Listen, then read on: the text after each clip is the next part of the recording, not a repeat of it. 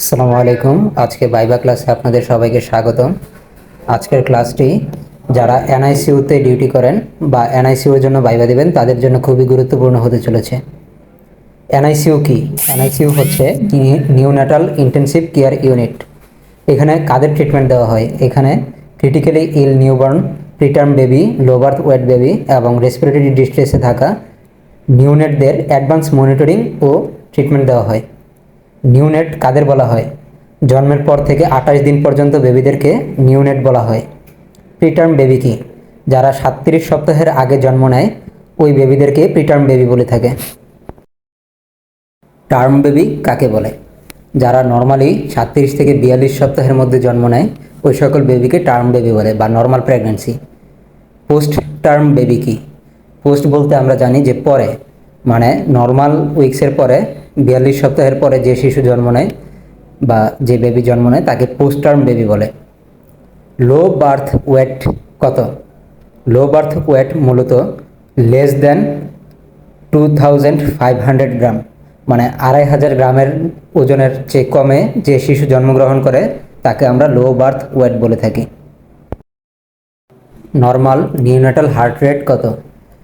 120 to 160 beat per minute. Normal respiratory rate of newborn বেবিদের respiratory rate বেশি থাকে 30 to 60 breath per minute. যদি adult হয় সেই ক্ষেত্রে 12 to 20 breath per minute. Normal neonatal temperature কত? 36.5 degree Celsius to 37.5 degree Celsius. Preterm baby কাকে বলে? Gestational age less than 37 completed weeks, মানে যে সকল বেবিরা 37 সপ্তাহ পূর্ণ হওয়ার আগে জন্ম নেয় তাদেরকে প্রিটার্ম বেবি বলে থাকে। আপগার স্কোর কি? Newborn assessment score at 1 and 5 minute after birth. জন্মের 1 থেকে 5 মিনিটের মধ্যে যে অ্যাসেসমেন্ট করা হয় তাকে আপগার স্কোর বলা হয়। আপগার স্কোরের কম্পোনেন্ট কী কী? Appearance, pulse, grimace, activity, respiration. Apgar score 4 হলে কী করবেন?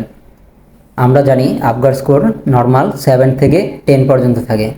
যদি 4-এর নিচে নেমে যায় তাহলে ইমিডিয়েটলি নিওনেটাল রিসাসিটেশন শুরু করতে হবে। রিসাসিটেশনে কী কী করা হয়? ওয়ার্মথ, এয়ারওয়ে ক্লিয়ার করা হয়, ব্যাগ মাস্ক ভেন্টিলেশন দেওয়া হয়, অক্সিজেন সাপোর্ট দেওয়া হয়। নিওনেটাল রিসাসিটেশনের ফার্স্ট স্টেপ কী? ফার্স্ট স্টেপ হলো warm, dry, stimulate and maintain airway. CPAP কি? Continuous positive airway pressure.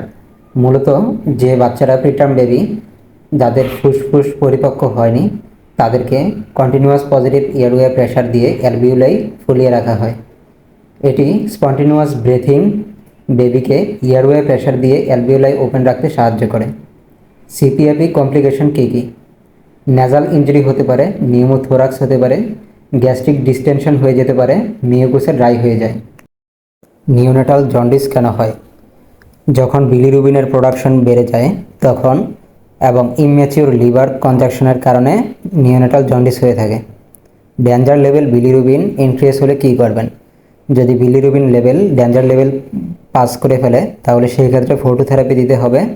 Severe হলে এক্সচেঞ্জ ট্রান্সফিউশন করতে হবে। ফটোথেরাপি এর সময় নার্সিং কেয়ার কি? আই প্রোটেকশন করে রাখতে হবে অবশ্যই, হাইড্রেশন মেনটেন করতে হবে, বেবির টেম্পারেচার মনিটর করতে হবে, পজিশন চেঞ্জ করে দিতে হবে, স্কিন অবজারভেশন বা স্কিন কালার অবজারভেশন করতে হবে। কেএমসি বা ক্যাঙ্গারু মাদার কেয়ার কি? Skin to skin contact between mother and low birth weight baby. KMC এর বেনিফিট কি? ক্যাঙ্গারু মাদার কেয়ার দিলে বেবিদের টেম্পারেচার কন্ট্রোল থাকে, মা এবং বেবির বন্ডিং ভালো হয়, ওয়েট গেইন করে, ব্রেস্ট ফিডিং ইমপ্রুভ করে। নিওনেটাল হাইপোগ্লাইসিমিয়া কাকে বলে? ব্লাড গ্লুকোজ লেভেল যখন 45 মিলিগ্রাম পার ডেসিলিটারের চেয়ে কমে যায় তখন তাকে নিওনেটাল হাইপোগ্লাইসিমিয়া বলে। হাইপোগ্লাইসিমিয়া এর লক্ষণ কী কী? সিমটমের মধ্যে হলো জিটারিনেস বা হাত পা মৃদু কাঁপা, পুর ফিডিং, সে খেতে চাবে না, সিজার, কাঁপুনি হতে পারে, সায়ানোসিস, ঠোঁট, হাত পা, চেহারা নীল হয়ে যেতে পারে। নিওনেটাল রেসপিরেটরি ডিস্ট্রেসের সাইন কী কী? Grunting, nasal flaring, chest retraction, tachypnoea, cyanosis. RDS কি? Respiratory distress syndrome. Due to surfactant deficiency in preterm baby. পরবর্তী ভিডিও ও নার্সিংয়ের যে কোনো ইনফরমেশন আপডেট পেতে আমার পেজটিকে ফলো করে পাশে থাকুন। ধন্যবাদ।